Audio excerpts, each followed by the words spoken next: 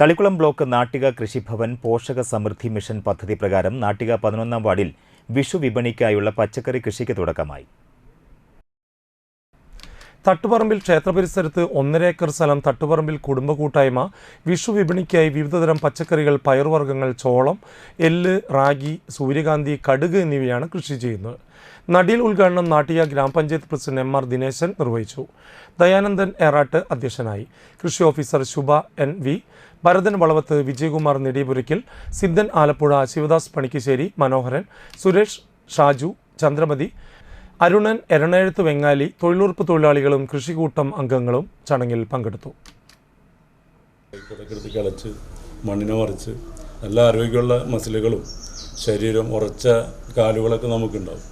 മറ്റൊന്ന് വിഷരഹിതമായ പച്ചക്കറി നമുക്ക് ആവശ്യാനുസരണം നമ്മുടെ വീടുകളിലേക്ക് എടുത്തുകൊണ്ട് നമുക്ക് നല്ല രീതിയിൽ ഇപ്പോൾ പച്ചക്കറി എന്ന് പറയുന്നത്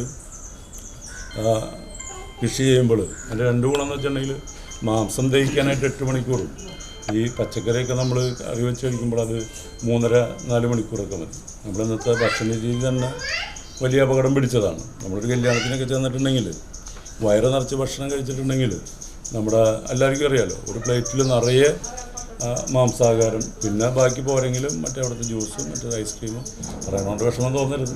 കഴിക്കുന്ന രീതി കൂടിയിട്ടുണ്ടെങ്കിൽ നമ്മളെ ഹൃദയത്തിൻ്റെ ബീറ്റ് ഒന്ന് കൂടും. അതൊരു മിനിറ്റിൽ പിന്നെ ഒരു 15 പ്രാവശ്യമൊക്കെ വേഗത്തിൽ ഇടിച്ചു.